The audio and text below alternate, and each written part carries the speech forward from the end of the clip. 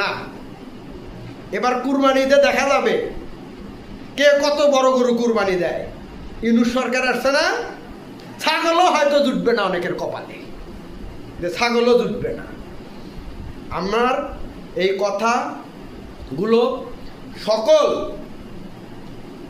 দুর্নীতিবাজদের বিরুদ্ধে, কিন্তু যারা সৎ নিষ্ঠাবান সরকারি কর্মচারী কর্মকর্তা আছে তাদেরকে আমরা স্যালুট জানাই, তাদেরকে আমরা শ্রদ্ধা করি। তারাই অরিজিনাল দেশপ্রেমিক, তারাই এই দেশের আসল নাগরিক, তাদেরকে আমরা ভালোবাসি, তাদেরকে আমরা আজীবন সম্মান করে যাব। কিন্তু যারা সরকারি চাকরি করে, যারা এই বাংলাদেশের লোকের রক্ত চুষে খায় নিজেকে বড় ভাবেন, ঢাকায় হচ্ছে পিয়ন, এলাকায় আসলে হন রাজা। হ্যাঁ, কার কয়টা বাড়ি আছে, কার কয়টা ফ্ল্যাট আছে আমরা কিন্তু লিস্ট করব, আমরা কিন্তু লিস্ট করব। বাড়ি গাড়ি ফ্ল্যাট কিন্তু রাস্তায় ফেলে ফেলে পালান লাগবে। 111-এর মধ্যে দেখেননি কোটি টাকার গাড়ি রাস্তায় পড়ে আছে, ঠিক ওই রকম হাল হবে। আমি বাংলাদেশ সেনাবাহিনীর সকল সদস্যকে অনুরোধ করব, আপনারা শপথ করেছেন, আপনারা বাংলাদেশের একজন গর্বিত সৈনিক। আপনারা যেদিন এই ইউনিফর্ম গায়ে দিয়েছেন সেদিন বাংলাদেশের সার্বভৌমত্ব রক্ষার জন্য নিজের জীবনকে উৎসর্গ করে দিয়ে চাকরি ঢুকেছেন।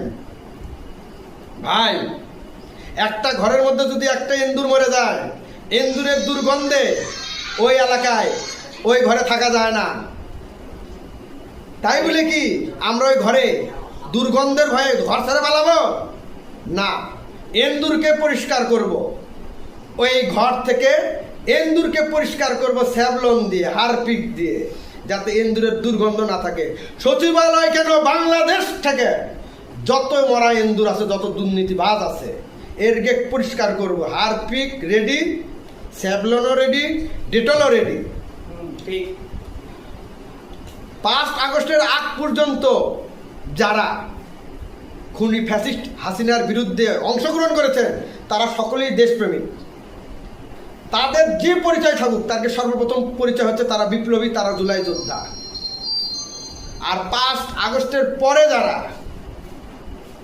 বিভিন্নভাবে টাকা পয়সা খরচ করে, তেলবাজি করে নেতা হওয়ার চেষ্টা করতেছেন, তারাই দেশদ্রোহী, এটা মনে রাখবেন। আমি বিএনপির ভারপ্রাপ্ত মহাসচিব জনাব তারেক রহমান, বাংলাদেশের জামায়াতে ইসলামের আমির, বাংলাদেশের এবি পার্টির সম্মানিত চেয়ারম্যান মুজিবুর রহমান মঞ্জু, ভিপি নূর, গণ অধিকার পরিষদ